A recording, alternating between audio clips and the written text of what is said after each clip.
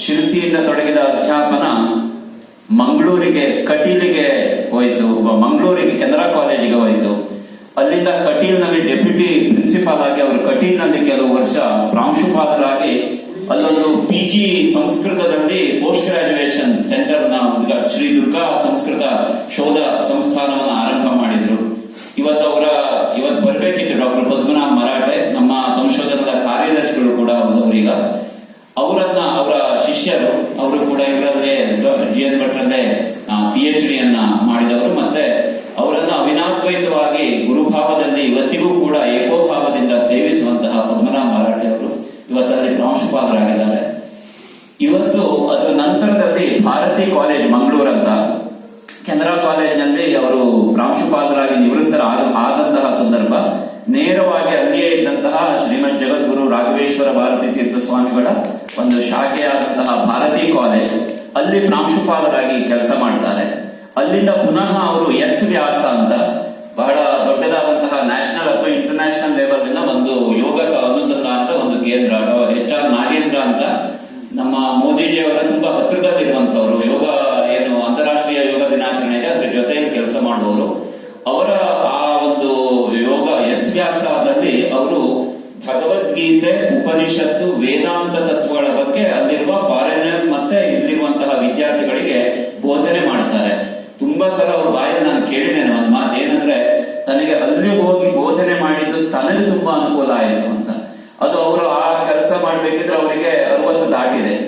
ಒಬ್ಬ ವಿಶ್ವೇಶ್ವರ ಗಾಯತ್ರಿ ಅವರು ಹೇಗೆ ನಿವೃತ್ತರಾದ್ಮೇಲೆ ಪ್ರವೃತ್ತರು ಅಂತ ನಾವು ಹೇಳಿದ್ವೋ, ಅದಕ್ಕೆ ಅದೇ ರೀತಿಯಲ್ಲಿ ಡಾಕ್ಟರ್ ಭಟ್ರು ಕೂಡ ನಿವೃತ್ತಿ ಆದ್ಮೇಲೆ ಹೆಚ್ಚು ಸಂಶೋಧನೆಯಲ್ಲಿ ಪ್ರವೃತ್ತರಾದ್ರು. ಅದರ ಫಲಶ್ರುತಿಯಾಗಿ ಇವತ್ತು ನಾವು ಈ ಕಾರ್ಯಾಗಾರದ ಮುಖ್ಯ ಕೇಂದ್ರವಾದಂತಹ ಶ್ರೀಮದ್ ಭಗವದ್ಗೀತೆ ಮತ್ತು ಆಧುನಿಕ ಆನ್ವಯಿಕತೆ ಎನ್ನುವಂತಹ ಪುಸ್ತಕ ಬಂದಿದ್ದು ಇದೇ ಒಂದು ಫಲಶ್ರುತಿಯಾಗಿ.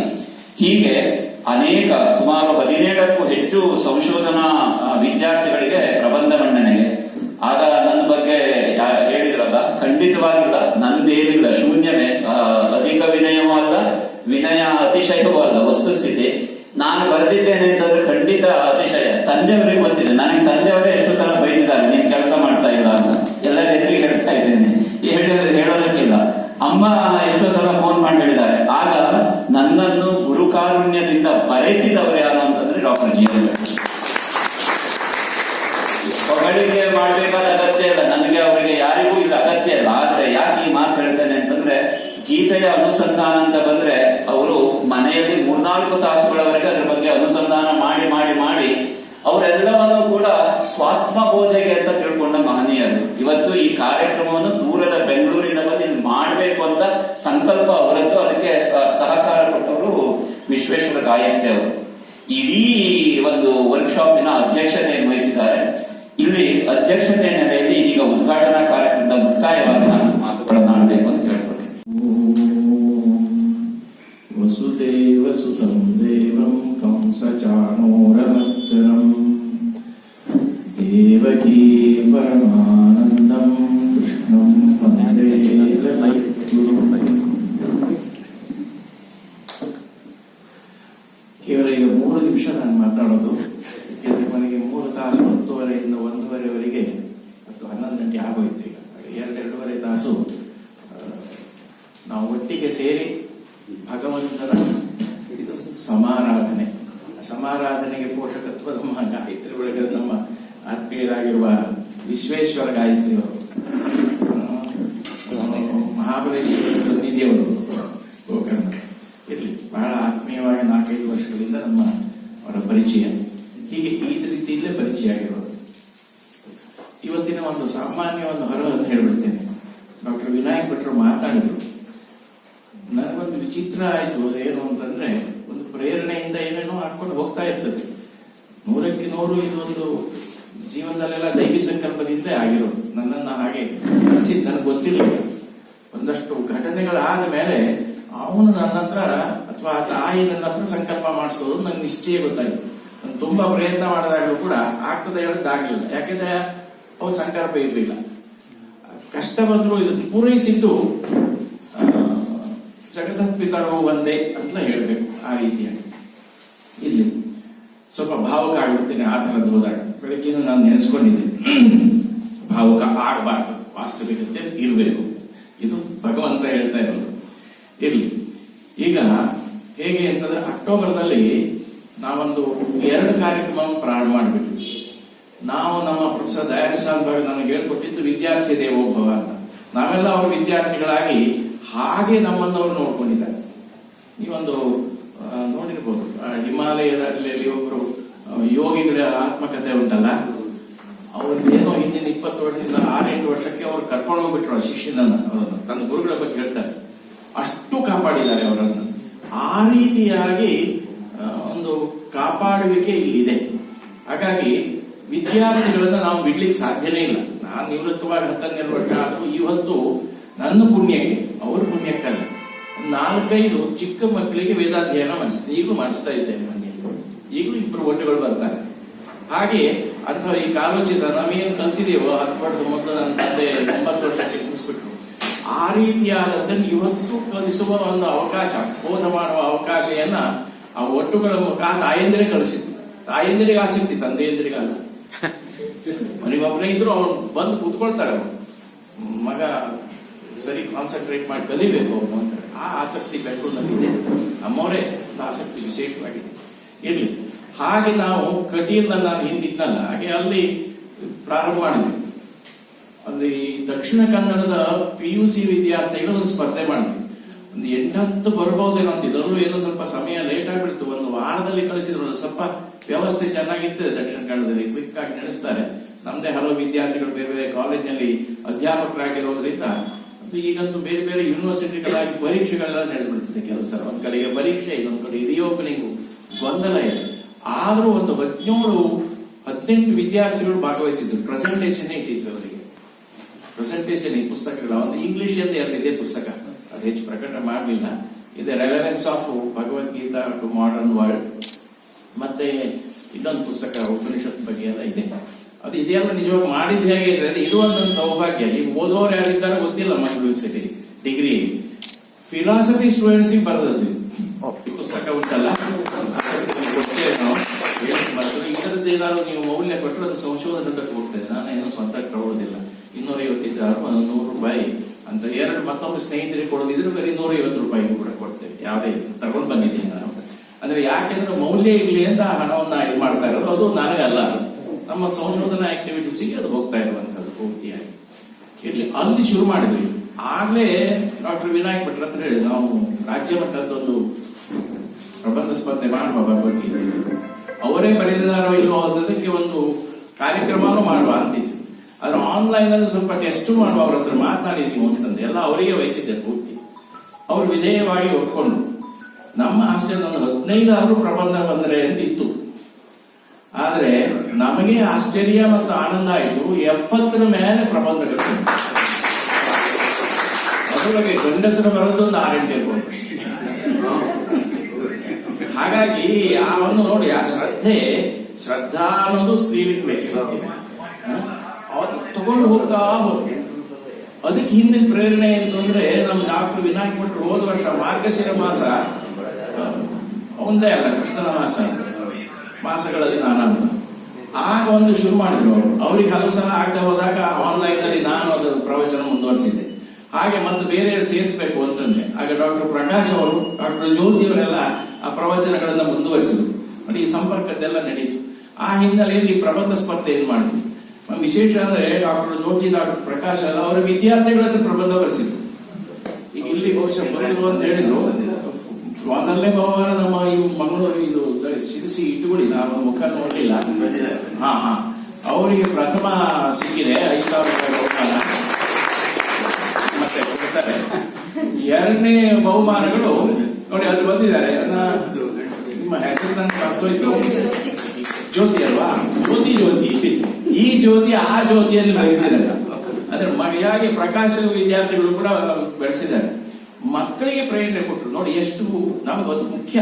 ವಿದ್ಯಾರ್ಥಿ ದೇವೋಭವ ಉಂಟಲ್ಲ, ಶಿಷ್ಯರು ಪ್ರಶಿಷ್ಯರು ಹೋಗ್ಕೊಂಡು ಹೋಗ್ತಾ ಇದ್ದಾರೆ.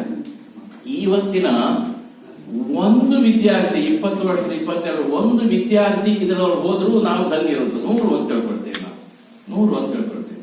ಹಾಗೆ ಆ ಕನೆಕ್ಟಿವಿಟಿ ಉಂಟಲ್ಲ, ಸಂವಹನ ಆಗಬೇಕು ಅಂತ. ಆದ್ರಿಂದ ಅವರಿಗೆ ನಾನು ಹೇಳಿದೆ, ಫಸ್ಟ್ ಒಂದು 10-15 ಚೆನ್ನಾಗಿದೆ, 20 ಅಂತಂದ್ರು. ನೀನ್ ಸಾಧ್ಯವಾದಷ್ಟು ಅವ್ರ ಹತ್ರ ಮಾತಾಡು ಅಂತ ಹೇಳಿದೆ. ಅದು ಮಾತಾಡಿದಾಗ ಅವರೇ ಬರೆದಿದ್ದಾರೋ ಅಥವಾ ಈ ಪುಸ್ತಕದ ಆಧಾರದಲ್ಲೇ ಹೇಳಿದ್ವಿ. ನಿಜವಾಗಿ 2 ಪ್ರೊಫೆಸರ್ಸ್ ಬರೆದಿದ್ದಾರೆ, ಬಹಳ ಚೆನ್ನಾಗಿದೆ. ಅವರಿಗೆ ಏನಾದ್ರು ಕೊಡ್ಬೇಕಾಗಿತ್ತಲ್ಲ, ಸೆಕೆಂಡ್ ಥರ್ಡ್ ಅದು ಏನಾರು ಅವರನ್ನು ನಿಯಮ ನಾವು ಹಾಕ್ಬಿಟ್ಟಿದ್ದೇವೆ, ಅದನ್ನು ಬದಲಾಯಿಸೋದೇ ಬೇಡ. ಚೆನ್ನಾಗಿದೆ, ನಿಜವಾಗಿ ಒಳ್ಳೆ ರಿಸರ್ಚ್ ಪೇಪರ್ ಬಂದಾಗ್ಬಿಟ್ಟಿದೆ. ಇನ್ನು ಮೇಲೆ ಅವ್ರ ಹತ್ರ ಮಾತಾಡ್ಬೇಕು. ಅವರು ಬಯೋಟೆಕ್ನಾಲಜಿ ಪ್ರೊಫೆಸರು, ಒಳ್ಳೆ ಸ್ಕಾಲರ್ ಬಂದಿದ್ದಾರೆ, ಆ ಫುಡ್ ಬಗ್ಗೆ ಬಂದಿದ್ದಾರೆ. ಅದನ್ನ ಹಂಚಿಕೊಂಡು ಸಾಧ್ಯ ಆದ ಒಂದು 10 ಪ್ರಬಂಧ ಪಬ್ಲಿಷ್ ಮಾಡೋದೊಂದು ಯೋಚನೆ ಮಾಡ್ತಾ ಇದ್ದೇವೆ, ನೋಡ್ಬೇಕು ಅದ್ರ ಬಗ್ಗೆ. ಸೊ ಆ ರೀತಿಯಾಗಿ ಇನ್ನು ಕಾಳಜಿ ಇದೆ. ನಾವು ಅವರನ್ನು ಸಂಬಂಧಿಸಬೇಕು, ವಿಶೇಷವಾಗಿ ಮಾತಾಡಿಸ್ಬೇಕು, ಸ್ಟಿಮ್ಯುಲೈಸ್ ಮಾಡಬೇಕು ಅಂತ ಹೇಳ್ತಾರಲ್ಲ, ಸ್ವಲ್ಪ ಚೋದನ ಇರಬೇಕು ಅಂತ, ಆ ತರ ಮಾಡಬೇಕು ಅಂತ ಅನಿಸಿತು. ಹಾಗಾಗಿ ಆ ಸ್ಪರ್ಧೆ ಮಾಡಿದ್ವಿ, ಮಕ್ಕಳಿಗೆ ಪ್ರಬಂಧ ಸ್ಪರ್ಧೆ ಮಾಡಿದ್ವಿ. ಮತ್ತೆ ಧಾರವಾಡದಲ್ಲಿ ನಂದು ಕನಸು ಒಂದು, ಪ್ರೊಫೆಸರ್ ಶಾನ್ ಪಾಟೀಲ್ ಧಾರವಾಡದವರೇ, ಮತ್ತೆ ಇವರೆಲ್ಲ ಆಸಕ್ತಿಯಿಂದ ಇದ್ದಾರೆ. ಡಾಕ್ಟರ್ ರಜನಿ ಅಂತೂ ಇದ್ದಾರೆ, ಅವರ ಹೆಡ್ ಕೂಡ. ಅಲ್ಲಿಯ ಪ್ರಿನ್ಸಿಪಾಲ್ರು, ವೈಸ್ ಚಾನ್ಸಲರ್ ಸ್ವಲ್ಪ ಪರಿಚಯ, ಅವರು ಖಾನ್ ಅಂತ ಹೇಳಿ, ಅವ್ರು ಬರ್ಲಿಕ್ಕಾಗಿಲ್ಲ, ಇಲ್ಲ ಮಾಡುವ ಅಂತ ಹೇಳಿದ್ರು. ಅಲ್ಲಿ 1 ದಿವಸದ ಕಾರ್ಯಕ್ರಮ ಮಾಡಿ, ಪರ್ಸನಾಲಿಟಿ ಡೆವಲಪ್ಮೆಂಟ್ ಬಗ್ಗೆ, ಗೀತೆ ಬಗ್ಗೆ ಅಲ್ಲಿ ಒಂದು ಕಾರ್ಯಕ್ರಮ ಮಾಡಿ ನೀವು ಬನ್ನಿ ಅಂತ ಹೇಳಿದ್ದೆ. ನೋಡಿ 4 ಜನ ಬಂದ್ರು.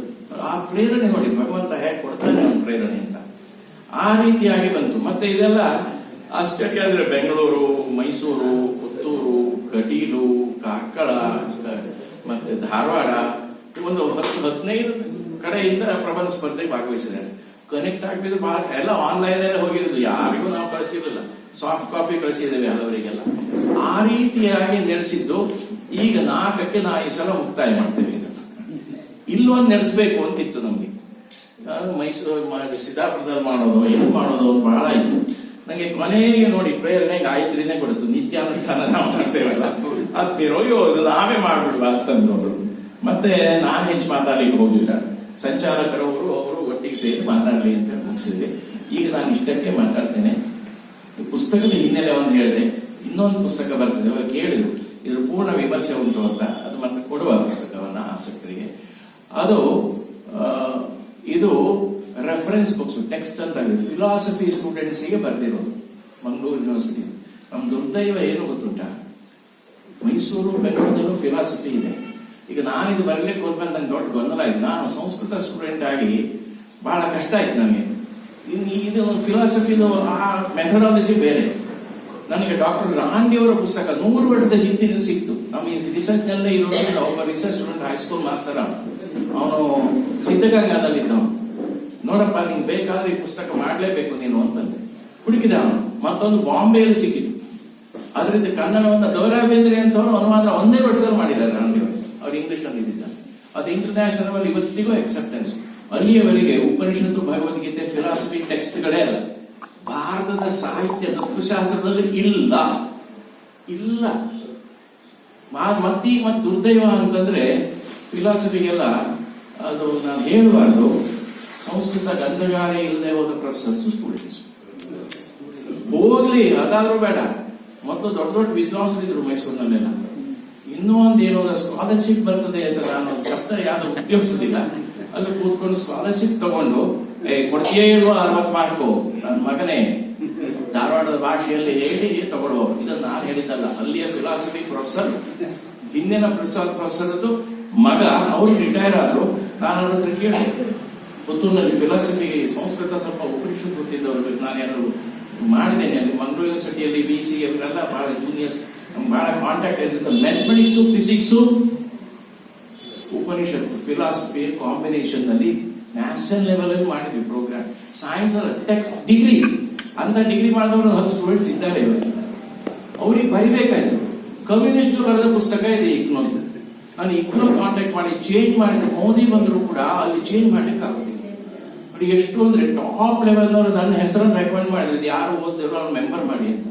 ಅಲ್ಲಿಂದ ಮೇಲೂ ಬಂತು, ನಿಮ್ಮನ್ನು ನೀವು ಬರಬೇಕು, ಹಾಗೆ ಹೀಗೆ ನಾವು ಅಲ್ಲಿಂದೇ ಬಂದಿದೆ ಅಂತ. ಎಲ್ಲಿಂದ ಬಂದ್ರು ಭಗವಂತ ಸಂಕಲ್ಪ ಹೇಳಿದ್ನಲ್ಲ, ನನ್ನನ್ನು ಸೇರಿಸಲಿಲ್ಲ. ಆದ್ರೆ ಯೂನಿವರ್ಸಿಟಿಯಲ್ಲಿ ಸುಲಭವಾಗಿ ಇದು ಟೆಕ್ಸ್ಟ್ ಬುಕ್ ಆಯ್ತು. ಅವರು ಹೇಳಿದ್ರು, ಓದಿದವರು ಬಿಟ್ಟರೆ ನನ್ನ ಹತ್ರ ಇದೆಲ್ಲ ಮಾಡಿಸ್ಬೇಕು ಅಂತ ಆಗಿದೆ. ಅದನ್ನು ಮಾಡಿಸಿದ್ವಿ. ಅದರಲ್ಲಿ ವಿನಿಯೋಗ ಆಗಬೇಕು, ಅದು ನಡೆಸಬೇಕು. ಹಾಗಾಗಿ ಈ ತರ ಕಾರ್ಯಾಗಾರ ಮಾಡಿ ಇನ್ಫಾರ್ಮಲಿ ಇದನ್ನೆಲ್ಲ ನಡೆಸುವ ಅಂತ. ಆ ಮೆಥಡಾಲಜಿ ನಾನು ಡಾಕ್ಟರ್ ರಾಂದಿಯವರಿಂದ ಇದು ಮಾಡ್ತೇನೆ. ರಾಂದಿಯವರಿಂದ ನನಗೆ ಈ ಪುಸ್ತಕಗಳು 100 ವರ್ಷ 223ರಲ್ಲಿ ಅದು ಪ್ರಕಟ ಆಗಿತ್ತು. ನಾನು ಬರೆಯಲಿಕ್ಕೆ ಶುರು ಮಾಡಿದ್ದು ಹಾಗೆ ನಂಗೆ ಸಿಕ್ಕಿತ್ತು. ಅದು ಒಂದು ಸಿದ್ಧಗಂಗಾದಲ್ಲಿ ಸಿಕ್ಕಿತ್ತು, ಕನ್ನಡದ್ದು, ಇಂಗ್ಲಿಷ್, ಬಾಂಬೆಯಲ್ಲಿ ಸಿಕ್ಕಿತ್ತು. ಯಾರ್ಯಾರೋ ಸಂಪರ್ಕ ನಮ್ಮ ವಿಶ್ವನಾಥ್ ಹಂಪೆಹೊಳಿಯವರ ಸ್ಮರಣೆ ಮಾಡ್ಕೊಡ್ತಾರೆ. ಬರ್ಬೇಕಿತ್ತು ಅವ್ರ ಹೆಂಡತಿ ಕೂಡ, ಅವರು ಗೋಕರ್ಣದಲ್ಲಿ ತೀರ್ಕೊಂಡ್ಬಿಟ್ರು ಅವರು 1 ವರ್ಷದಿಂದ. ಅವರು ಹುಡುಗಿ ತೆಗೆಸಿ ಇಂಗ್ಲಿಷ್ ಕೊಟ್ಟರು. ಸೊ ಕನ್ನಡ ಹೋಗಿ ನೋಡ್ರಪ್ಪ, ಕರ್ನಾಟಕ ಯೂನಿವರ್ಸಿಟಿಯಲ್ಲಿ ಕಾಪಿ ಇರಲೇಬೇಕಲ್ಲ ಅಂದೆ. ಅಲ್ಲಿ ಹೋಗಿ ನೋಡಿ ಲೈಬ್ರರಿ ಅಂತ ಕೇಳಿದ್ರೆ ಹೇಳಿದ್ರೆ ಸರ್ ಇತ್ತು, ಪ್ರೊಫೆಸರ್ ತಗೊಂಡು ಹೋಗೋರು ಹಿಂದೆ ಕೊಡುದಿಲ್ವಾಗ. ಹಾಗಾಗಿ ಏನೇನೋ ಕಷ್ಟಪಟ್ಟು ಸಿಕ್ಕಿತು. ಆ 2 ನಾವು ಸಂಶೋಧನೆ ಮುಂದುವರಿಸಿದ್ರಿಂದ PhD ಮಾಡೋದು ಸರ್ಟಿಫಿಕೇಟ್ ಅಂತ ಲೆಕ್ಕ ಮತ್ತೆ ಪ್ರಾರಂಭ ಆಗ್ತದೆ, ಎಲಿಜಿಬಿಲಿಟಿ ಬರ್ತದೆ ಸಂಶೋಧನೆ ಮಾಡಿ. ಆ ರೀತಿಯಾಗಿ ನಡೆಸಿದ ಪುಸ್ತಕಗಳು. ಹಾಗಾಗಿ ನನಗೆ ಆ ಮೆಥಡಾಲಜಿ ಸಿಕ್ಕಿತು. ನಾನೇ ಕೊಚ್ಚಿಕೊಳ್ಳುವಂತಹದ್ದಲ್ಲ, ಈ ರೀತಿಯ ಪುಸ್ತಕಗಳು ಜಗತ್ತು ಅಂತ ಹೇಳ್ಕೊಳ್ಬಹುದು ಅಷ್ಟೇ, ದೇಶದಲ್ಲಿ ಎಲ್ಲೂ ಇಲ್ಲ. ಅದರಲ್ಲೂ ಮೈಸೂರು, ಬೆಂಗಳೂರಿನಲ್ಲಿ ಫಿಲಾಸಫಿ ಇದ್ರು, ಧಾರವಾಡದಲ್ಲಿ ಇದ್ರು ಕೂಡ ಇಲ್ಲ. ಅದರ ಸಿಲೆಬಸ್ ಕಳಿಸ್ಕೊಂಡ ಕಂಪೇರ್ ಮಾಡಿದ್ವಿ ನಾವು. ಇಲ್ಲ, ಅವರು ಜಾಲಿಯಾರರು ಹೇಳಿದ್ರು, ಅವರು ಇರುತ್ತಾರೆ. ಹಿಂದಿನ ಪ್ರೊಫೆಸರ್ ಅವರು ಸ್ವಲ್ಪ ಹೀಗೆ ಬಿಗುಬಾಂದಲ್ಲೇ ಇದ್ರು. ನಾನು ಹೇಳಿದೆ ಅಪ್ಪಲ್ ಸಗಡ ನಂಗೆ ತುಂಬಾ ಕಾಂಟ್ಯಾಕ್ಟ್ ಇತ್ತು ಅಂತ. ನಾನು MA ಮಾಡಬೇಕಿದ್ದೆ. ಓ ಸಾರ್ ನೀವು ಅವರ ನಾರಾಯಣಾಚಾರ್ಯ? ಹಾ ಹೌದು, ನಾರಾಯಣಾಚಾರ್ಯದ ಮೊದಲು ರಾಮಾಯಣ ಶುರು ಮಾಡಬೇಕಿದ್ರೆ 72ರಲ್ಲಿ ನಾನು, ಬೇಂದ್ರೆಯವರು, ಅವರೆಲ್ಲ ಒಟ್ಟಿಗೆ ಕೂತ್ಕೊಳ್ತಿದ್ವಿ. ಅವರಿಗೆ ಒಂದು 10 ಜನ ಇದ್ರು ಅಲ್ಲಿ. ನನಗೆ ಆ ತರ ಪ್ರಭಾವ ವಿಷ್ಣು ಸಹಸ್ರನಾಮದ ಆಗಿನ ಕಾಲದಲ್ಲಿ ಅರ್ಥ ಮಾಡ್ಕೊಳ್ಳಿ ನೀವು, ಇದು ಯಾವ ತರ ಶಕ್ತಿ ಇದೆ ಅಂತೇಳಿ. ಏನೋ ವಿಷ್ಣು ಸಹಸ್ರ ಹೆಸರು ಬಂತು. ಬೇಂದ್ರವ್ರು ಹೇಳಿದ್ರು, ಹನುಮಂತ್ ಬಂದ ನಂಗೆ ರಾತ್ರಿ, ಹನುಮಂತನಿಗೂ ಕೃಷ್ಣನಿಗೂ ಏನ್ ಸಂಬಂಧ? ವಿಷ್ಣು ಸಹಸ್ರನಾಮ ಪ್ರಬಂಧ ಬರ್ಸ್ಬೇಕಯ್ಯ ಅಂತ ಹೇಳಿದಾನೆ, ಯಾರು ಬರೀರಿ, 100 ರೂಪಾಯಿ ಕೊಡ್ತೇನೆ ಒಬ್ಬರಿಗೆ. ಆಗ ಸ್ಯಾಲರಿ 250 ರೂಪಾಯಿ ಒಬ್ಬ ಕಾಲೇಜ್ ಅಧ್ಯಾಪಕರಿಗೆ. ಈ ಬೇಂದ್ರೆ ಮಾಸ್ತರು 100 ರೂಪಾಯಿ ಕೊಡ್ಲಿಕ್ಕೆ ಕೊಟ್ಟಿದ್ದಾರೆ. ಆದ್ರೂ ನಾವು ಬರೀಲಿ. ನೋಡಿ ಪರಿಸ್ಥಿತಿ ಹೇಗುಂಟು ಅಂತೇಳಿ. ಸೊ ಅದೆಲ್ಲ ಹಿಂದಿಂದು. ಪ್ರೊಫೆಸರ್ ಮೋಡಕರ ಗುರುಗಳು ರಾಂದಿಯವರು, ನನ್ನ ಗುರುಗಳು ಮೋಡಕರು. ಹಾಗಾಗಿ PhDಗೂ ಅವರೇ ಗೈಡ್. ಹಾಗಾಗಿ ಈಗ ನಾನು ರಾಂದಿಯವರನ್ನು ಗುರುಗಳಾಗಿ ಸ್ಮರಿಸಿ ಇದನ್ನು ಶುರು ಮಾಡಿಸಿ. ನನ್ನ ಸ್ವಂತ ಉಪನಿಷತ್ತಿಂದು ಬೇರೆ ಇದೆ. ಈ 3 ಹೇಳಿದ್ದು 10 ನಿಮಿಷ ಆಗೋದು. ಅದು ಅನಿವಾರ್ಯವಾಗಿ ಇಷ್ಟು ಮಾತಾಡ್ಬೇಕಾಯ್ತು. ನಮ್ಮ ವಿದ್ವಾನ್ ಗಣಪತಿ ಜೋಯಿಸರು ಬಂದಿದ್ದಾರೆ. ನಾವೀಗ ಇನ್ನೊಂದು ವೇದ ವಿದ್ಯಾ ಸಂಶೋಧನಾ ಕೇಂದ್ರ ಅಂತ ಮಾಡಿದ್ದೇವೆ ನೆಲಭವನದಲ್ಲಿ. ಅದರ ಅವರು ಕಾರ್ಯಕರ್ತರು ಕೂಡ ಅವರು ರೆಪ್ರೆಸೆಂಟೇಟಿವ್ಸ್. ಇಷ್ಟು ಮಾತೇಳಿ ಸಕ್ರಿಯವಾಗಿ ಭಾಗವಹಿಸಿ. ಅದು ಪ್ರವಚನದ ಗೋಷ್ಠಿ ಅಲ್ಲ, ಇದು ಕಾರ್ಯಾಗಾರ. ಮುಕ್ತವಾಗಿ ಯಾರೂ ಭಾಗವಹಿಸಬಹುದು. ಮೊದಲನೇದು ಡಾಕ್ಟರ್ ವಿನಾಯಕ್ ಭಟ್ರು ಪ್ರಾರಂಭ ಮಾಡ್ತಾರೆ, ಅವರು ಶುರು ಮಾಡ್ತಾರೆ. ಯಾವ ತರ ಶುರು ಮಾಡ್ತಾರೆ ಅವರಿಗೆ ಬಿಟ್ಟಿದ್ದಾರೆ. ನಾನು ಮುಂದೆ ಒಂದು ಸ್ವಲ್ಪ ಇದರ ಬಗ್ಗೆ ಕೆಲವು ಮಾತಾಡಬೇಕು. ಎಷ್ಟೋ ವಿಷಯಗಳು ಭಗವದ್ಗೀತೆಯಲ್ಲಿ ಒಂದು 10 ಶ್ಲೋಕಗಳ ಬಗ್ಗೆ ಒಂದು ಏನು ರಹಸ್ಯವಾದದ್ದಿದೆ, ಮತ್ತೆ ಬೇಕು ಅಂತ ಕಾಂಟ್ರವರ್ಸಿ ಮಾಡೋದಿದೆ. ಅಂತಹ ಒಂದು 6 ಶ್ಲೋಕಗಳನ್ನು ಪ್ರಾರಂಭಿಸುವ ಅಂತ ಚೋದಿಸೋದು, ಮತ್ತೆ ಯಾವಾಗಲೂ ಚರ್ಚೆಗಳನ್ನು ಮುಂದುವರಿಸಬಹುದು. ನನ್ನ BA ಕ್ಲಾಸ್ಮೇಟ್ ಆಗಿದ್ದು ನಾನು ಫೋನ್ ಮಾಡಿದೆ, ಇವತ್ತು ಬಂದಿದ್ದಾರೆ UN ಅವರು ಸುಮಾರು ಏನು ಒಟ್ಟುಗಳ ಸಂಸ್ಕಾರ ಶಿಬಿರಗಳನ್ನ ನಡೆಸಲಿಕ್ಕೆ ವ್ಯವಸ್ಥೆ ಮಾಡ್ತಾರೆ. ಕೊಡಗಿಲೀಸ್ ಕುಮಾರ್ ಭಟ್ ಅವರೆಲ್ಲ ಇದ್ದಾರೆ, ವ್ಯವಸ್ಥೆ ಮಾಡ್ತಾರೆ. ನೋಡಿ ಎಷ್ಟೋ ಜನ ಕೆಲವರು ಅದೆಲ್ಲ ವೈದಿಕರು ಬಟ್ರೆ ಬಿಟ್ಟಿದ್ದು ಸಂಧ್ಯಾವಂದನೆ ಹೇಳೋರಿದ್ದಾರೆ. ಆದ್ರೆ ಗುರುಗಳು ಇದೆಲ್ಲ ಅನುಷ್ಠಾನ ನೋಡಿ ಹೇಗೆ ಭಗವದ್ಗೀತೆಯನ್ನ ನಿಲ್ಲಿಸಿದ್ರು, ಹಾಗೆ ಅವರು 2 ಹೊತ್ತು ಸಂಧ್ಯಾವಂದನೆ ಮಾಡಿ. ನಾನು ಸಂಜೆ 6:30ಗೆ ಫೋನ್ ಮಾಡಿದ್ರೆ ಸಂಧ್ಯಾವಂದನೆ ಇದ್ದಾರೆ ಅಂತ ಹೇಳ್ತಾರೆ, ಅಥವಾ ನಾನು ಯಾವಾಗಿದ್ದೆ ಅಂತ ಹೇಳ್ತಾರೆ. ಪ್ರತಿ ದಿವಸ ರುದ್ರಾಚಮೆ ಹೇಳಿ ಅಭಿಷೇಕವನ್ನು ಮಾಡ್ತಾರೆ. ಆ ರೀತಿಯ ಒಂದು ಸಂಸ್ಕಾರ ಇದ್ದ ಮನೆಗಳು ತುಂಬಾ ಇದೆ. ಯಲ್ಲಾಪುರ, ಉತ್ತರ ಕನ್ನಡದ ಕುಮಟಾವರಿ, ಹೊನ್ನಾವರಿ ಎಲ್ಲ ಇದೆಲ್ಲ ಮಠಗಳು ಇದ್ದಿದ್ರಿಂದ ಅದು ಉಳಿದಿದೆ. ಮತ್ತೆ ಯಾವಾಗ ಹೇಳ್ತೇನೆ ಮುಂದಿನ ಸಲ, ಮುಂದೆ ಹೇಳಬಾರ್ದು ಪ್ರಶ್ನೆಗಳು. ನಮಸ್ಕಾರ. ಅಧ್ಯಾಯದೊಳಗೆ ಬಂದಿರಬೇಕು. ಮತ್ತೆ ಮುಂದಿನ ಪುಸ್ತಕದಲ್ಲೂ ನಾನು ಅದನ್ನು ಮಾಡಿದ್ದೇನೆ. ಈ ಯಜ್ಞ ಅಂತ ಹೇಳೋದುಂಟಲ್ಲ, ನನ್ನ ಮಕ್ಕಳು ಒಂದೇ ಯಜ್ಞ ನೋಡಿ. ಅವರು ಭಾಸ ವೈದಿಕ ಪರಂಪರೆಯವನು. ಅವನು ನಾಟಕದ ಬಹಳ ತುಂಬಾ ಮೆಚ್ಚುಗೆ ಆಗ್ತದೆ ನನಗೆ. ಭಾಸ ವೈದಿಕ ಹಲವು ಪುರೋಹಿತರ ಆಶೀರ್ವಾದ ಮಾಡ್ಬೇಕಿದ್ರದ್ದು ಅದು ತಗೊಳ್ತಾರೆ. ಅದನ್ನ ಕಾಷ್ಟಾದ ನಿರ್ಜಾಹಿತ ಎಲ್ಲ ತಗೊಳ್ತಾರೆ, ಎಲ್ಲ ಇದೆ. ಇಲ್ಲಿ ಅದು ಯುದ್ಧ ಯಜ್ಞ. ಕೃಷ್ಣನು ಹೇಳ್ತಾ ಇರೋದು ನಿಮಗೆ ಯುದ್ಧ ಯಜ್ಞ, ನಮಗಲ್ಲ ಹೇಳಿದ್ದು, ನೆನ್ಪಿಟ್ಕೊಳ್ಬೇಕು.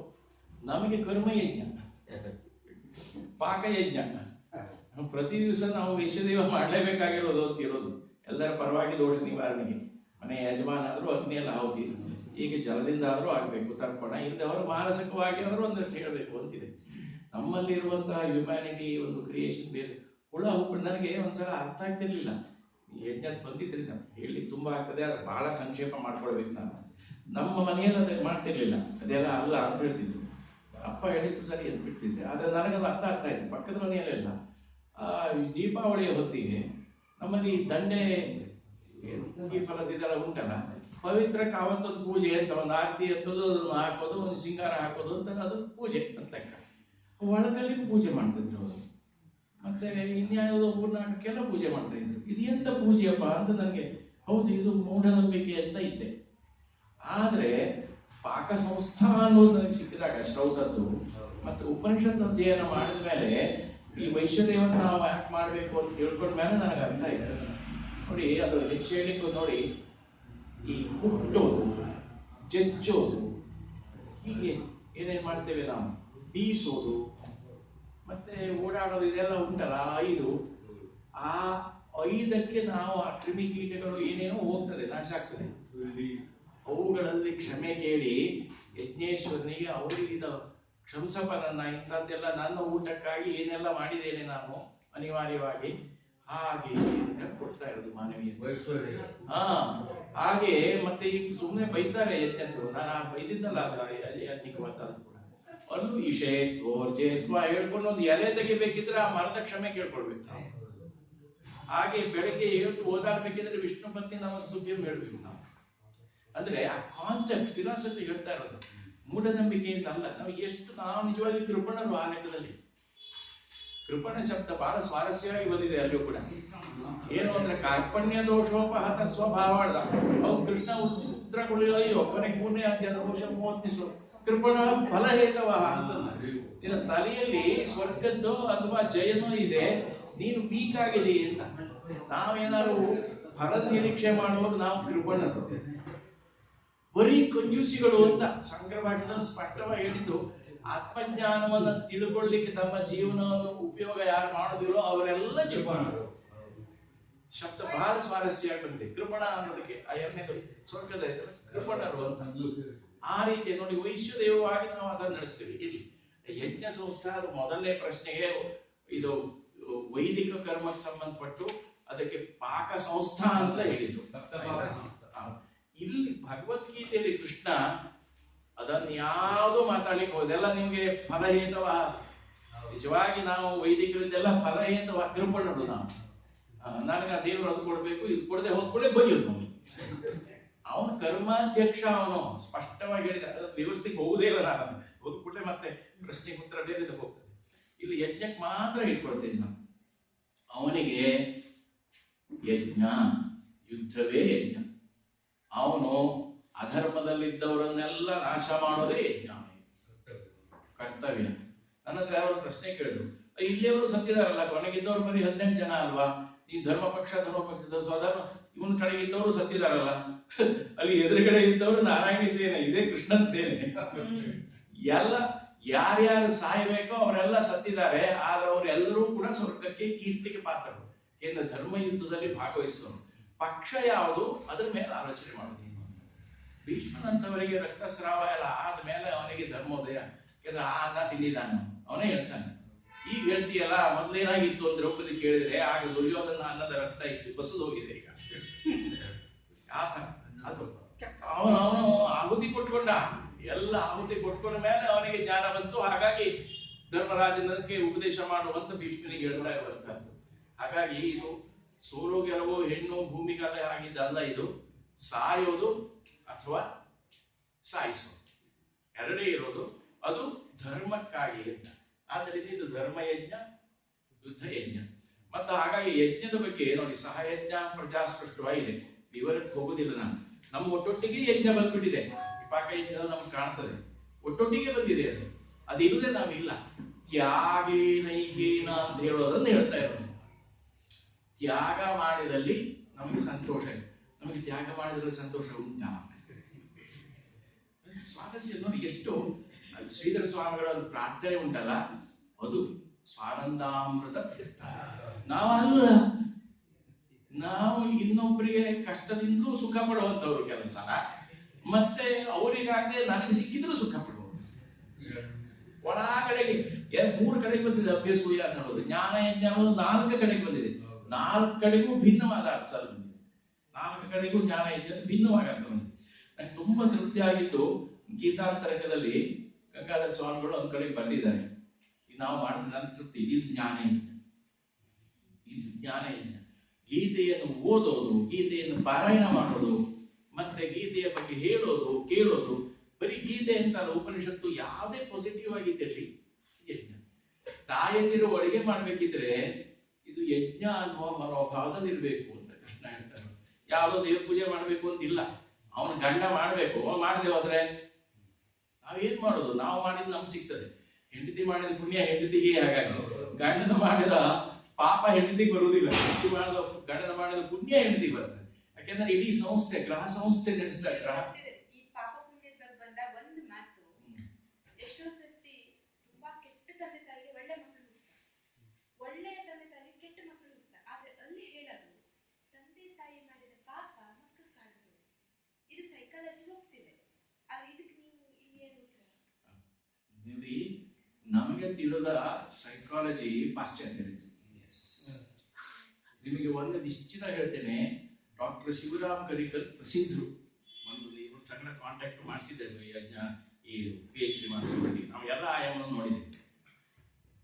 ಅವರು ಅದರೊಳಗೆ ಎಕ್ಸ್ಪರ್ಟ್, ಸೈಕಿಯಾಟ್ರಿಸ್ಟ್. ಅವರು 15 ವರ್ಷ ಅವರು ಯುರೋಪ್, ಇಂಗ್ಲೆಂಡ್ ನಲ್ಲೇ ಪ್ರಾಕ್ಟೀಸ್ ಮಾಡಿದವರು. ಇಲ್ಲಿಗೆ ಬಂದವರು, ಇಂಗ್ಲಿಷ್ ಮೂಲಕ ಉಪನಿಷತ್ ಓದ್ಕೊಂಡವರು. ಉಪನಿಷತ್ತಿನ ಸೈಕಾಲಜಿ, ನಾನು ಒಂದು ಪುಸ್ತಕ ಕೊಡ್ತೇನೆ, ನಿಮ್ಗೆ ಆಗ ಅರ್ಥ ಆಗ್ತದೆ. ಉಪನಿಷತ್ತಿಕ್ ಸೈಕಾಲಜಿಯಲ್ಲಿ ಆತ್ಮತತ್ವಕ್ಕೆ ಸಂಬಂಧಪಟ್ಟಿದ್ದು ಹೌದು ಸೈಕಾಲಜಿ ನಿಜವಾಗಿ. ಸೊ ಅದ್ರೊಳಗೆ ನಾನು ಬರೆದಿದ್ದೇನೆ ಇಂಗ್ಲಿಷ್ ನಲ್ಲ. ಇವರಿಗೆ ಇಂಗ್ಲಿಷ್ ನಲ್ಲೂ ಮಾಡ್ಬೇಕಾಯ್ತು. ನನ್ನ ಇಂಗ್ಲಿಷ್ ಸ್ವಲ್ಪ ಪೂರ್, ಹಾಗಾಗಿ ರಾಂಗೆ ಅವರಿದ್ದನ್ನೇ ಒಂದಷ್ಟು ತಗೊಂಡು ನಾನು ಮಾಡಿದ್ದೇನೆ. ಬಿಯಾಂಡ್ ಸೈಕಾಲಜಿ ಅಂತ ಅದೊಂದು ಚಾಪ್ಟರ್. ಬಿಯಾಂಡ್ ಸೈಕಾಲಜಿ ಏನು, ಇವರಿಗೆ ಬರೀ ಮನಸ್ಸಿಗೆ ಎಂಡಾಗ್ತದೆ. ಈಗ ಬ್ರಹ್ಮ ಹೇಳಿದ ಹಾಗೆ ಜ್ಞಾನದ ಹಂತದ ಎಷ್ಟು ನನ್ನ ಮಗಳು ಕೇಳಿದ್ರು, ನೆಕ್ಸ್ಟ್ ಈಗ ಅದನ್ನು ತಗೊಳ್ತೇನೆ. ಅದು ಜ್ಞಾನದ ಹಂತ ನೋಡಿ, ಅವನಿಗೆ ಅನುಭವಕ್ಕೆ ಬಂತು, ಹೋಗು ಅಂತ ಎಲ್ಲಿಯೂ ಕಲಿಸ್ಲಿಲ್ಲ ಉಪನಿಷತ್ತನ್ನ. ನೀನು ಮೊದಲು ಏನು ಬ್ರಹ್ಮ ಮತ್ತು ದೇಹ ಬ್ರಹ್ಮ ಅಂದ್ಕೊಳ್ಳುವರೆ ನಾವು ಇನ್ನವರೆಗೂ ಕೂಡ. ಅವನಿಗೆ ಅನ್ನ ಬ್ರಹ್ಮ ಹೇಳಿ ತಿಳ್ಕೊಳ್ಳಿಕ್ಕೆ 12 ವರ್ಷ ಬೇಕಾಯ್ತು, ಹಂಗಿಲ್ದೇ ಇಲ್ಲ ಅಂತ. ನಂತರ ಎರಡನೇದು ಪ್ರಾಣ ಬ್ರಹ್ಮ ಅಂತ ಗೊತ್ತಾಯ್ತು, ಪ್ರಾಣ ಇಲ್ಲದೆ ಹೋದ್ರೆ ಇಲ್ಲ ಅಂತ. ಮೂರನೇದು ಯಾವುದು? ಮನೋಬ್ರಹ್ಮ ಅಂತ. ಅಲ್ಲಿಗೆ ನಿಲ್ತದೆ ವೆಸ್ಟರ್ನ್ ಕ್ಲಾಸ್. ಆದ್ರೆ ನಿಮಗೊಂದು ಹೇಳ್ತೀನಿ ನಾನು, ಮುಂದಕ್ಕೆ ಹೋಗ್ಲಿಲ್ಲ. ಯಾಕೆಂದ್ರೆ ಬೈಬಲ್ ಕಾರಣದಿಂದ ಹೋಗ್ಲಿಲ್ಲ. ಮುಂದಕ್ಕೆ ಹೋಗ್ಲಿ ಯಾಕೆಂದ್ರೆ ಅವ್ರು ಕತ್ತರಿಸಿದ್ರು. ಇದು ನಾನು ಹೇಳೋದಲ್ಲ, ಡಾಕ್ಟರ್ ಬ್ರೈನ್ ವೇಸಿಸ್, ನಿಮ್ಗೆ ಪುಸ್ತಕದ ರೆಫರೆನ್ಸ್ ಅಷ್ಟು ಕೊಡ್ತೇನೆ ನಾನು, ಈ ವಿವರ ಹೇಳಲಿಕ್ಕೆ ಹೋಗುದಿಲ್ಲ. ಬಿಯಾಂಡ್ ಸೈಕಾಲಜಿ, ಅವ್ರು ಸೈಕಾಟ್ರಿಸ್ಟ್. ಈ 15 ಲಕ್ಷ ಪ್ರತಿಯೊಂದು 6 ಪುಸ್ತಕ ಪಬ್ಲಿಷ್ ಆಗಿ ಸೇಲ್ ಆಗಿದೆ. ಅದೇ ಅಲ್ಲಲ್ಲ, ನಾನು ನನಗೆ ಕಾಡೋದು ಮುಕ್ತಾಯವಾಗ್ತದೆ ಇದ್ರೊಳಗೆ ಅಂತ ಹೇಳಿ.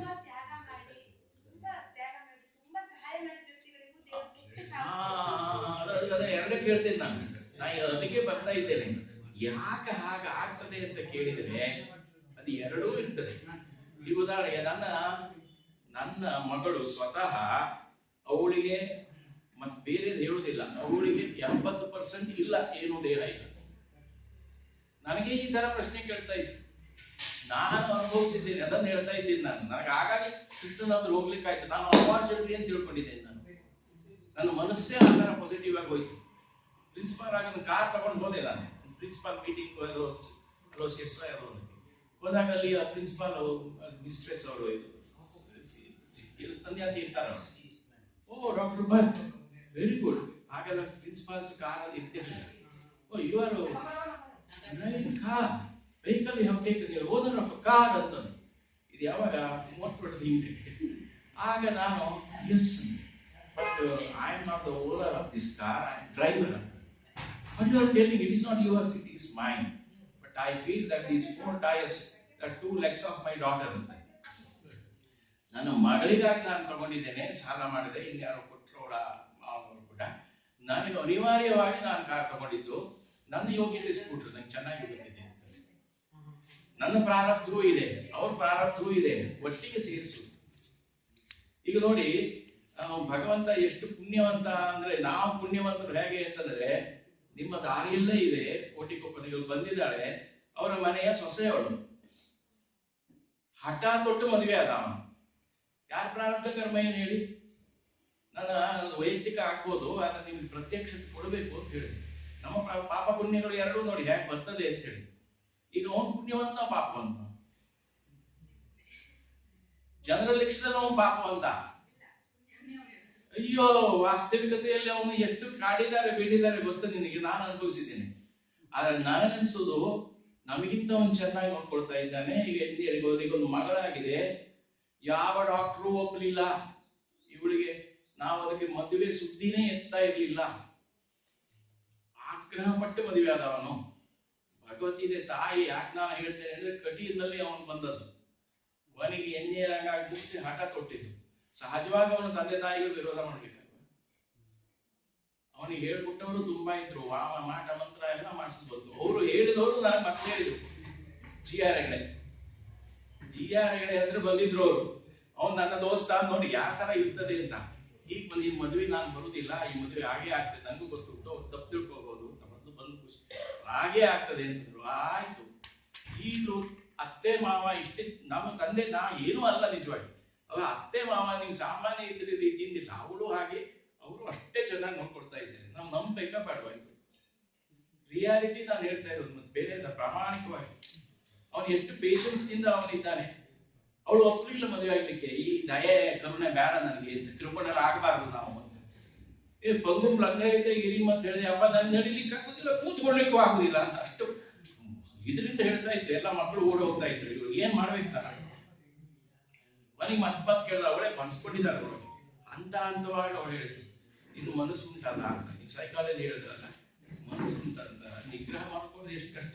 ನಾನೇ ಎಷ್ಟು ಅಪಮಾನ ಅನುಭವಿಸಿದ್ದೀನಿ, ನಾನು 10 ಪಟ್ಟು ಅಪಮಾನ ಅನುಭವಿಸಿದ್ದೇನೆ, ಆಗ ಮದುವೆ ಆಗುದಿಲ್ಲ ಅಂತ ಅವ್ನು ಬಿಡ್ಲೇ ಇಲ್ಲ.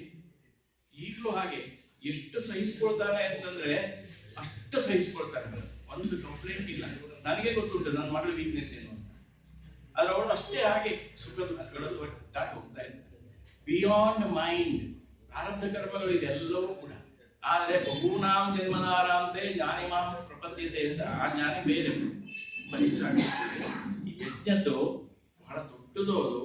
ಹಾಗಾಗಿ ಜೀವನ ಪರಸ್ಪರಂ ಭಾವಯಂತಹ ಶ್ರೇಯ ಪರಮವಾಪ್ಸ್ಯತ, ಅಲ್ಲೂ ಯಜ್ಞ ಇದೆ, ಪರಸ್ಪರಂ ಭಾವ. ಹಾಗೆ ಇಡೀ ಈ ವಾತಾವರಣವೇ ಒಂದು ಯಜ್ಞ. ಈಗ ನೋಡಿ, ಪರಿಸರದ ಬಗ್ಗೆ ಇಷ್ಟಿದೆ, ಗಾಢ ಡೀಪ್ ಗೊತ್ತಾಗುದಿಲ್ಲ. ಬಯಸಿ ಬೇರೆ ಇವರು ಈ ಉತ್ತರ ಕರ್ನಾಟಕ ನಮ್ಗೆ ನೀರು ಕೊಡ್ಲಿಕ್ಕೆ ಏನು ಅಂತ ಆ ಎತ್ತಿನ ಹೊಡೆದನ್ನು ನಾವು ಎತ್ಕೊಂಡು ನೋಡಿದ್ದೇವಲ್ಲ, ಅದು ಪಂಪ್ ಮಾಡ್ಬೇಕಿದ್ರೆ ಶರಾವತಿ ಎಷ್ಟು ಕಷ್ಟ ಆಗ್ತದೆ. ಸುಮ್ಮನೆ ಹುಚ್ಚರ ಬೇಕಾದ ಸ್ವಾಮಿಗಳು ಅವ್ರು ಯಾಕಾದರ ಕಳೆದಿದ್ದು ಇಡೀ ದೇವತೆಗಳನ್ನ ನಾವು ಉಳಿಸ್ಕೊಳ್ಬೇಕು. ಮತ್ತು ದೇವತೆಗಳಿದ್ದಾರೆ, ಆದ್ರೆ ದೇವತೆಗಳನ್ನು ಮೀರಿರುವ ಪರಮಾತ್ಮ, ಆ ದೇವತೆಗಳಿಗೆ ಬೆಳಕು ಕೊಡುವವನು ಪರಮಾತ್ಮ. ಭಗವದ್ಗೀತೆಯಲ್ಲ ಇದೆ, ಬೇಕಷ್ಟು ಹೇಳ್ಬೋದು.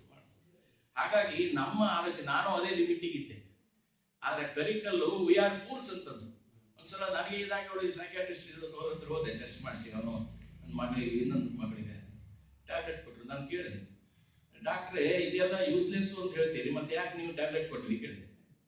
ಇದು ಲೌಕಿಕ, ನನಗೂ ಹೊಟ್ಟೆ ಪಾಡಿಗೆ ಬರಬೇಕು, ಮತ್ತೆ ಅವ್ರು ಇಮಿಡಿಯೇಟ್ ಅವರಿಗೆ ರಿಲೀಫ್ ಆಗ್ಬೇಕಲ್ಲ. ನಾನೀಗ ಉಪನಿಷತ್ತು ಹೇಳಿದ್ರೆ ಯಾರು ಕೇಳ್ತಾರೆ? ಇಬ್ಬರಿಗೆ ವಾಸ್ತವಿಕತೆ.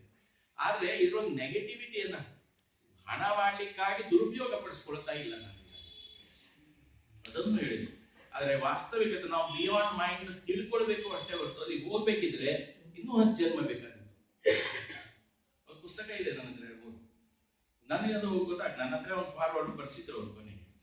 ಅಷ್ಟು ಡೀಪ್ ಹೋಗ್ಬೇಕು. ಅದಕ್ಕೆ ಮಾಂಡೋಕ್ಯ, ಶ್ವೇತ ಉಪನಿಷತ್ತುಗಳು ಅದ್ರೊಳಗೆ ಹೋದ್ರೆ ಸಿಗ್ತದೆ. ಇದ್ರೊಳಗಿಂತ ಸರ್ವೋಪನಿಷತ್ತು ಗಾಭ ಉಂಟಲ್ಲ, ಉಪನಿಷತ್ ಸಾರ ಇದು. ನಾನು ಆ ಉಪನಿಷತ್ತು ಹೋಗ್ಬೇಕಿದ್ರೆ ಗೀತೆ ಏನೂ ಅಲ್ಲ ಅಂತ ಕಾಣ್ತದೆ ನನಗೆ, ಸತ್ಯ ಹೇಳ್ತೇನೆ ನಾನು. ಆದ್ರೆ ಗೀತೆನೇ ಹೋಗ್ತಾ ಇರ್ಬೇಕಿದ್ರೆ ಇದು ಸರಳವಾಗಿ ನಮ್ಮ ಒಳಗಡೆ ಹೋಗ್ತದೆ. ಹೇಳಿದ್ರ ತ್ವಮೇವ ಮಾತಾ ಜಪಿತಾಂಶ. ಹಾಗೆ ಉಪನಿಷತ್ತಿದ್ದಷ್ಟು ಸುಲಭ ಅಲ್ಲ ಅದು. ಅದ್ರ ಮೇಲೆ 3 ಪುಸ್ತಕ ಬರೆದಿದ್ದೀನಿ ನಾನು. ಇನ್ನು ಇದು ಮುಗಿದ ಮೇಲೆ ಮತ್ತೆ ಅದಕ್ಕೆ ಹೋಗ್ತೇನೆ, ಮತ್ತೆ ಅದಕ್ಕೆ ಹೋಗ್ಬೇಕಾಗ್ತದೆ, ಬೇರೆ ಇಲ್ಲ. ಮತ್ತೆ ನೀವು ಕರ್ಮ ಹೇಳಿದ್ರಿ, ಮುಗೀತು. ನೋಡಿ, ಧರ್ಮ ಕರ್ಮ ಸಂಯೋಗ ಅಂತ ಇರೋದು. ನಾನು ಈ ವರ್ಣಾಶ್ರಮವನ್ನು ಹೊಸದಾಗಿ ಇಂಟರ್ಪ್ರಿಟ್ ಮಾಡಿದ್ದೇನೆ, ಪೂರ್ತಿ ಹೊಸದಾಗಿ ಮಾಡಿದ್ದೇನೆ. ನನಗೆ ತೃಪ್ತಿ ಇದೆ. ಅದರ ಬಗ್ಗೆ ಬಗ್ಗೆನೇ ಒಂದು 2 ತಾಸು ಆಗ್ತದೆ. ಇಷ್ಟೇ ಹೇಳ್ತೇನೆ ನಾನು. ನಮ್ಮ ಸಹಜಂ ಕರ್ಮ ಕೌಂತೆಯ ಅಂತ ಹೇಳ್ಬೇಕು. ಸಹಜ ಅಂತಂದ್ರೆ ನಮ್ಮ ಸಗಡ ಆ ಧರ್ಮ ಬಂದಿದೆಯಲ್ಲ ಅದು. ಈಗ ಉದಾಹರಣೆಗೆ ನೀವು ಬ್ರಾಹ್ಮಣ, ಈ ಜಾತಿ ಬಿಟ್ಬಿಡಿ ದಯವಿಟ್ಟು, ಧರ್ಮವೇ ಅದನ್ನ ನೆನಪು ಮಾಡ್ಕೊಳ್ಬೇಕು ನಾವು. ಅಲ್ಲಿ ಅವನ ಸ್ವಭಾವ ಯಾವುದು ನಿಜವಾಗಿ ಮಾಂಸ ಮಾಡೋದಲ್ಲ ಅವನ ಸ್ವಭಾವ. ಅವನು ದೊಡ್ಡ ಆಧ್ಯಾತ್ಮಿಕ ಇಲ್ಲ, ಕೌಶಿಕನಿಗೆ ಯಾಕೆ ಆ ತರ ಮಾತಾಡ್ತಾನೆ ಅವನು ಹೀಗೆ ತಗೊಳ್ಳುವ ಅಷ್ಟೇ. ಮತ್ತೆ ಅವನು ಯಾಕೆ ಅವ್ರ ಹತ್ರ ಉಪದೇಶ ಕಳಿಸಿದ್ವು ಆ ಸಾಧ್ವಿ ಪತ್ನಿ? ಅವರಿಬ್ಬರದ್ದು ಸಾಧನೆ ದೊಡ್ಡದು. ಇವನು ಬ್ರಾಹ್ಮಣ ಹುಟ್ಟಿದ್ದಾನೆ, ಕ್ಷತ್ರಿಯ ಹುಟ್ಟಿದ್ದಾನೆ ಅವನು, ಅದೇ ಕೌಶಿಕ ಇರ್ಲಿ, ಸಾಧನೆ ಅಂದ್ರೆ ದೊಡ್ಡದಾಗಿದೆ ಅಂತ ಕಂಡಿದ್ದಾನೆ ಅವನು ಅಷ್ಟೇ.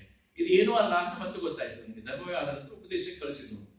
ಮಹಾಭಾರತದ ಓಪನ್ ಆಗಿದೆ ತುಂಬಾ. ಹಾಗೆ ಅಲ್ಲಿ ಇವನು ಕೃಷ್ಣ ಏನ್ ಹೇಳ್ತಾ ಇರೋದು ಅಂತಂದ್ರೆ, ಇದೆರಡು ನಮಗೆ ಬದಲಾಯಿಸಲಿಕ್ಕೆ ಆಗುದಿಲ್ಲ. ಗುಣ ಎಲ್ಲಿಂದ ಬರ್ತದೆ ಅಂದ್ರೆ ಹುಟ್ಟಿನಿಂದಲೇ ಬರೋದು.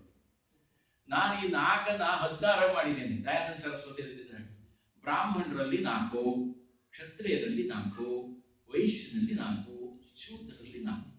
ಸತ್ಯ ಹೇಳ್ತೇನೆ, ಕೃಷ್ಣ ಹೇಳುವ ಬ್ರಾಹ್ಮಣ ಈಗ ಕಾಣುವುದಿಲ್ಲ. ಕಂಡ್ರೆ ಹಿಮಾಲಯದಲ್ಲಿ ಮಾತ್ರ ಕಾಣದೆ ಹೋಗಿರ್ತಾರೆ. ನಾವೆಲ್ಲ ಬ್ರಾಹ್ಮಣ ಶೂದ್ರರು, ಬ್ರಾಹ್ಮಣ ಕ್ಷತ್ರಿಯರು, ಬ್ರಾಹ್ಮಣ ವೈಶ್ಯ. ನಾವು ಕೃಷಿಕ ಅಂತ ಹೇಳೋರೇ ತುಂಬಾ ಜನ ಅಲ್ವಾ? ಆದ್ರೆ ಅದು ತಪ್ಪು ಅಂತ ಹೇಳಿಕ್ ಬರುವುದಿಲ್ಲ. ಕಷ್ಟ ಕಾಲದಲ್ಲಿ ಉಳುಮೆ ಮಾಡಬಾರ್ದು, ಉಳುಮೆ ಮಾಡ್ಬೇಕಾಯ್ತು. ನನ್ನ ತಂದೆ ಎಲ್ಲ ಸ್ವಾತಂತ್ರ್ಯವಾಗಿ ಉಳುಮೆ ಮಾಡಿದ್ರು. ಊಟಕ್ಕೆ ಗತಿ ಇಲ್ಲ ಸ್ವಾಮಿ, ಜೈಲಿಗೆ ಹೋಗಿದ್ದಾರೆ, ಸತ್ತು ಹೋಗಿದ್ದಾರೆ, ವಿಧವೆ ಬೇರೆ ರೀತಿಯಿಂದಿದೆ, ಯಾರು ಬರ್ಬೇಕು? ಮಾಡಿದ್ರು. ಹಾಗಾಗಿ ಉಳುಮೆ ಬಂತು. ಆದ್ರೆ ಉಳುಮೆ ಮಾಡದೆ ಅದೇ ಕರ್ಮಠತೆ ಇಟ್ಕೊಂಡು ಇಂದಾಪುರದವರೆಲ್ಲ ಬೆಂಗಳೂರು ಸೇರಿದ್ರು, ಕ್ಲರ್ಕ್ ಆದ್ರು. ಶೂದ್ರರಾಗಿಲ್ವಾ? ಆ ಬ್ರಿಟಿಷರ್ ಸೇವೆ ಮಾಡ್ಲಿಕ್ಕೆ ಹೊರಟ್ರಲ್ಲ ಎಲ್ಲ. ಅರ್ಥ ಮಾಡ್ಕೊಳ್ಬೇಕು ನಾವು ಅದನ್ನ.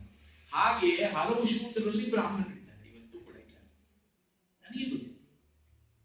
ಹಾಗಾಗಿ ಆ ಒಂದೊಂದು ವರ್ಣದಲ್ಲಿಯೂ 4 ಇದೆ. ಅದನ್ನು 5000 ವರ್ಷದ ಹಿಂದೆ ಏನ್ ಹೇಳಿತ್ತು ಅಂತಂದ್ರೆ, ಇದು ನಿಜವಾಗಿ ಹೋಗ್ತಾ ಇರೋದು ಈ ಸರಿಯಾಗಬೇಕು ಅಂದ್ರೆ ಇನ್ನು ಕೆಲವು ಜನ್ಮಕ್ಕೆ ಹೋಗ್ಬೇಕಾಗಿತ್ತು. ಅದಷ್ಟಾಗಿ ಸ್ತ್ರೀಯೋ ವೈಶ್ಯರಾದಂತೂ ಹಾಗೆ ಸಿಕ್ಕಾಪಟ್ಟೆ ತಪ್ಪು ತಿಳ್ಕೊಂಡಿದ್ದಾರೆ ಅದ್ರೊಳಗೆಲ್ಲ. ಅದು ನಾನಾ ರೀತಿಯಿಂದ ಅದ ವ್ಯಾಖ್ಯಾನ ಇದೆ. ಸ್ತ್ರೀಯೋ ವೈಶ್ಯ ಸದಾ ಶೂದ್ರ ದೇವೇ ಯಾಂತಿ ಪರಾಮ, ಅವರಿಗೇನು ಇಲ್ಲ. ಅವರು ಇನ್ನು ಆದ್ಮೇಲೆ ಇನ್ನು ಬ್ರಾಹ್ಮಣ ಕ್ಷತ್ರಿಯರಿಂದ ಮಾತೇನು ಅಂತ. ಇವು ಈ ಬಂಗಾರದ ಸ್ಪೂನ್ ಇಟ್ಕೊಂಡು ಹುಟ್ಟಿದ ಮನೆಯವರಿಗೆ ಈಗ ಒಂದು 2 ಲಕ್ಷ 1 ಲಕ್ಷದ ಬಂಗಾರದ, ಆದ್ರೆ ಏನು ಕೆಜಿ ಗಂಟೆ ಒಂದು 50 ಕೆಜಿ ಇದೆ ಒಂದು. ಆದ್ರೂ ಅವನಿಗೆ ತೃಪ್ತಿ ಉಂಟಾ? ಅದಿಲ್ಲ, ಬೇರೆ ಪ್ರಶ್ನೆ. ಆದ್ರೆ ಇದು ಪ್ರಶ್ನೆಯಲ್ಲಿ ಹೇಗೆ ಅಂತಂದ್ರೆ, ಬ್ರಾಹ್ಮಣ ಕ್ಷತ್ರಿಯರು ಹಾಗೆ ದಾರಿ ತಪ್ಪಿದ್ದಾರೆ. ಅರ್ಜುನಿಗೂ ಅದೇ ಸಮಸ್ಯೆ ಬಂದಿದ್ದಲ್ಲ. ಕೃಪಣ ಆಗಿ ಕಾರ್ಪಣ್ಯ ದೋಷ ಅಂತ ಹೇಳ್ದ ಅವನು. ನೀನು ಫಲೋದ್ದೇಶ, ಹಾಗಾಗಿ ನಿನ್ನಲ್ಲಿ ಕೃಪಣತೆ ಇದೆ ಅಂತಂದ.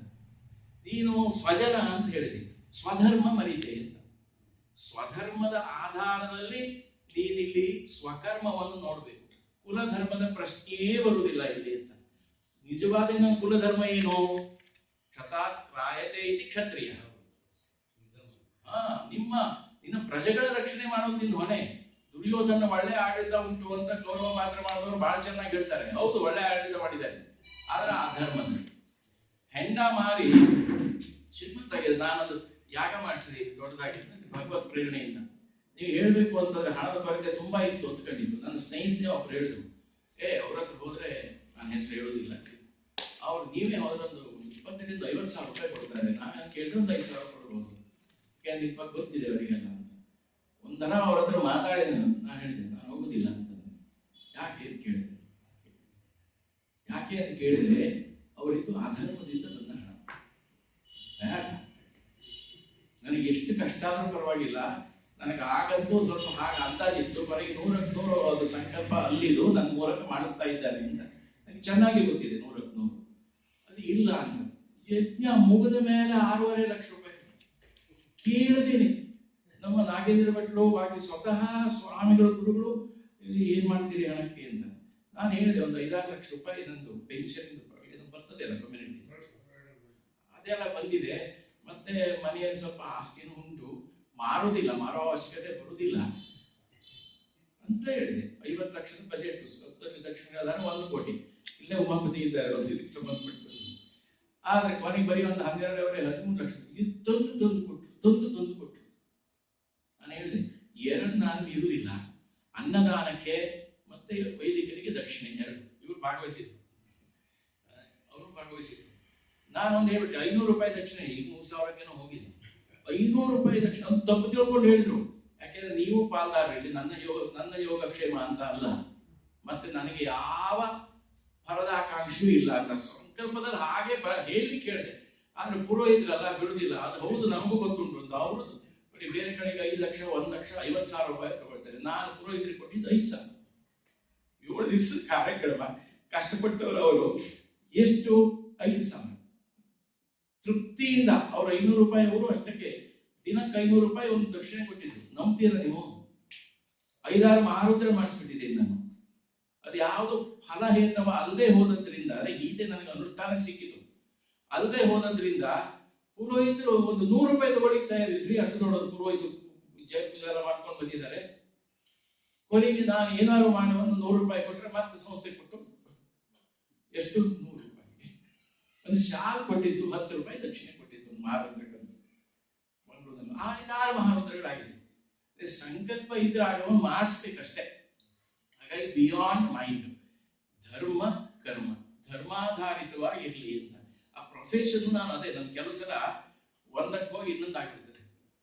ನಾನು ಕೃಷಿಕ ಆಗುವವನು ಕ್ಷತ್ರಿಯ ಆಗ್ಬಿಟ್ರೆ ಏನ್ ಕತೆ? ನನ್ನ ಸ್ವಭಾವ ಅದು.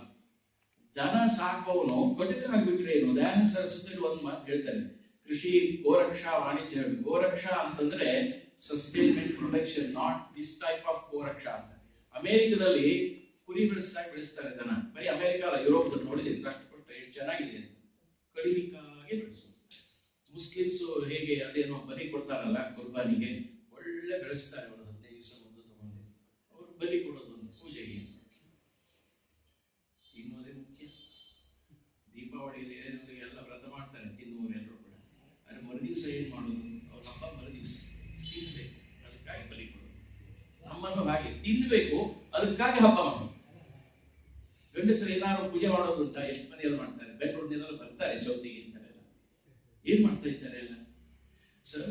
ವ್ರತ ಅದು. ಆದ್ರೆ ವ್ರತದ ಬದಲು ಮ್ಯಾರಿ ಮೇಕಿಂಗ್. ಬಿಜೆಪಿಯವರು ಹೋರಾಡ್ತಾರೆ ಯಾವುದಕ್ಕೆ? ರೇಣುಕಾಚಾರ್ಯ ಕಂಪನಿಯವರೆಲ್ಲ ಏನು ಎಂತದ್ದು ಮೈಕ್ ಅಂತ ಹೇಳ್ತಾರಲ್ಲ, ಅದು ಹಾಕೊಂಡು ಕುಣಿಯೋದಕ್ಕೆ. ನನಗೆ ಶಾಕು. ಬೆಂಗಳೂರಿನಲ್ಲಿ ಪ್ರತಿಪಕ್ಷದಲ್ಲೂ ಗಣೇಶೋತ್ಸವ ನಡೀತದೆ. ಅವ್ರಿಗೆ ಪುರುಸೊತ್ತಿದ್ದಾಗ ಗಣೇಶ ನಡೀತಾರೆ, ಹಲವರು ಪುರುಸೊತ್ತಿದ್ದಾಗ ಶ್ರಾದ್ದ ಮಾಡಿದ್ರೆ.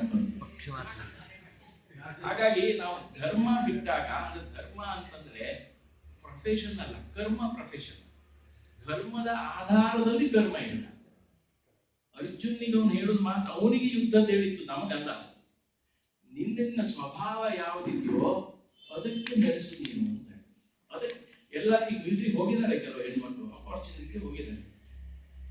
100ಕ್ಕೆ ಎಷ್ಟು 2% ಇರ್ಬೋದು. ಯಾವ್ದಾದ್ರು ಹುಡುಗಿ ಲಾರಿ ಡ್ರೈವರ್ ಆಗಿದ್ದು ಆಟೋ ಡ್ರೈವರ್ ಆಗ್ತಾರೆ, ಕಾರ್ ಡ್ರೈವರ್ ಆಗ್ತಾರೆ. ಯಾಕೆಂದ್ರೆ ಶರೀರ ಧರ್ಮ ನೋಡ್ಬೇಕು, ಮನೋಧರ್ಮ ನೋಡ್ಬೇಕು. ಜನ್ಮತಃ ಬಂದಿರುವಂತಹ ಗುಣಗಳು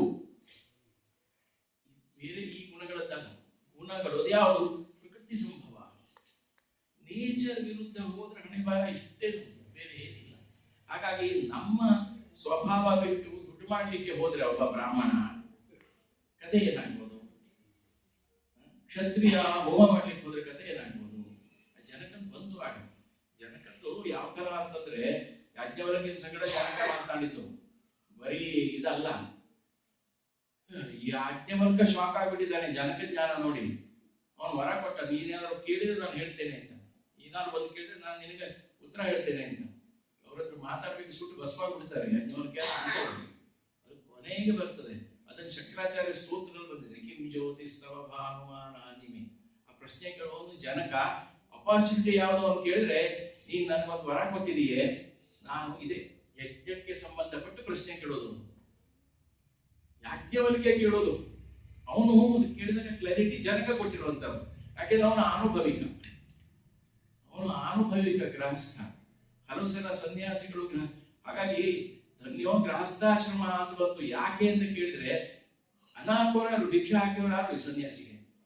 ಈ ಅರ್ಜುನ ಹೋಗಿ ನಾನು ಭಿಕ್ಷೆ ಬೇಡ್ತೇನೆ, ಭೈಕ್ಷೆ ಸಮಾಚಾರ ಇತ್ತಂತೆ.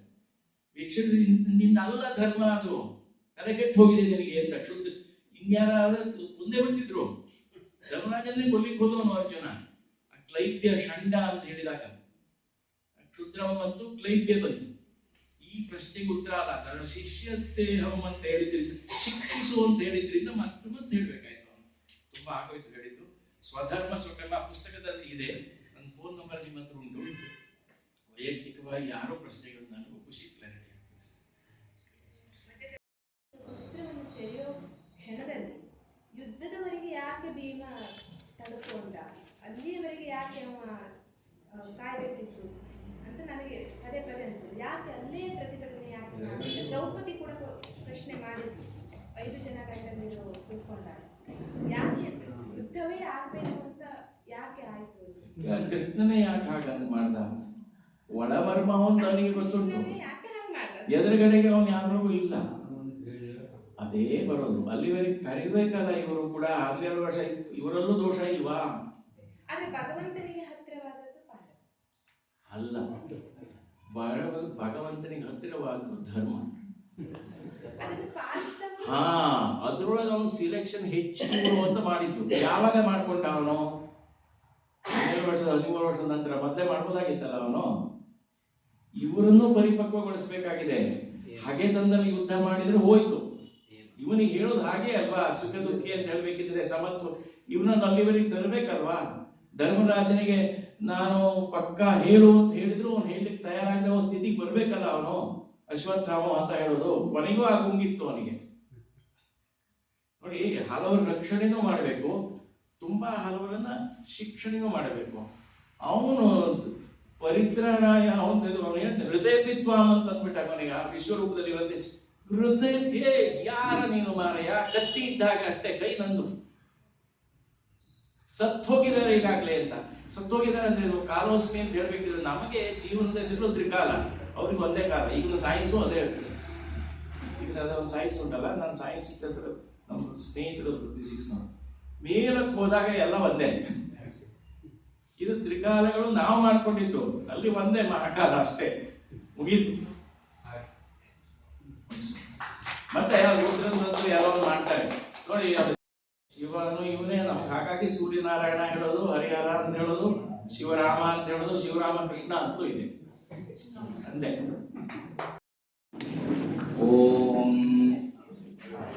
ವೈಶ್ವಾನರೋ ಭೂತ್ವಾ ಪ್ರಾಣಿನಾಂ ದೇಹಮಾಶ್ರಿತಃ ಪ್ರಾಣಾಪಾನ ಸಮಾಯುಕ್ತಃ ಪಚಾಮ್ಯನ್ನಂ ಚತುರ್ವಿಧಂ.